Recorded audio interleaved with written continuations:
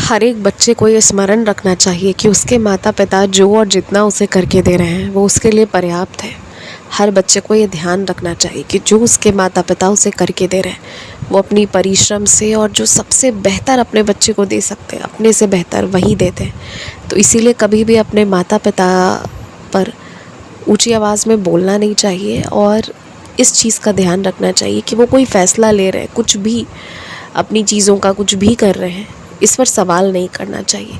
लेकिन जब यही माता पिता आपस में कोई भी एक अगर दूसरे को किसी भी तरीके से दबाव बनाए, तड़पाए या किसी भी तरीके से कोई एक दूसरे के ऊपर चिल्लाए या बुरा व्यवहार करे, तो वहाँ पर बच्चों की भूमिका की भी अहमियत होती है। तो अगर ऐसी अवस्था में पहुँचो तब बच्चों को भी जो गलत कर रहा है उसे ये एहसास ज़रूर कराना चाहिए, सही शब्दों का चयन करते हुए, कि गलत बर्ताव किया जा रहा है।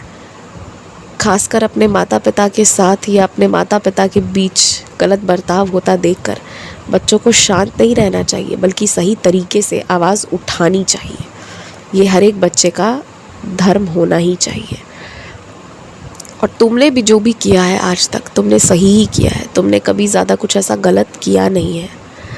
मैं ये भी मानता हूँ कि तुम्हें अपने लोगों से दुख भी बहुत मिला है, लेकिन ये भी तुम्हें समझाने के लिए ही हुआ है, क्योंकि कल को ना तुम जितना सोच रहे हो उससे कहीं ज़्यादा तुम्हें सुख मिलेगा। तो उस सुख का तुम खुद के ऊपर उपयोग कर पाओ, मैं यही चाहता हूँ। क्योंकि तुमने कभी खुद सुख नहीं उठाया है, तुमने 2 कपड़े लेने के पहले बहुत सोचे हैं, तुमने बड़े दुकानों में जाने से पहले, बड़े होटलों में जाने से पहले बहुत सोचा है। अपने लिए 2 चीज़ लेने के पहले हमेशा ये देखा है कि इसकी कीमत कितनी है। अपने लिए कुछ भी लेने के पहले तुमने कीमत देखा है, पर दूसरों को देने से पहले तुमने कभी नहीं देखा है। लेकिन मैं चाहता हूँ कि तुम्हें ना मोक्ष की प्राप्ति हो, और अगर तुम्हें मोक्ष की प्राप्ति हो तो उसके लिए तुम्हें ना, जिस तरह तुमने कभी दुख भी बहुत देखा है उसी तरह तुम्हें सुख भी बहुत देखने की आवश्यकता है। तब ना तुम्हारा सुख और दुख दोनों से जब मोह भंग हो जाएगा ना, उसके बाद ही तुम्हें मोक्ष की प्राप्ति होगी।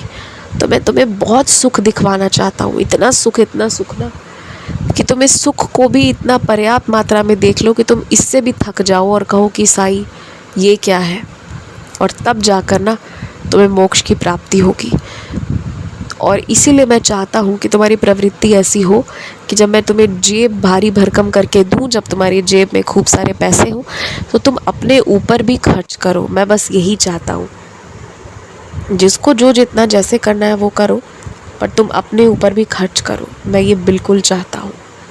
तो ये चीज़ होना ही चाहिए, और ये चीज़ होकर भी रहेगा मेरी कृपा और आशीर्वाद से, कि तुम अपने ऊपर भी खर्च कर पाओगे।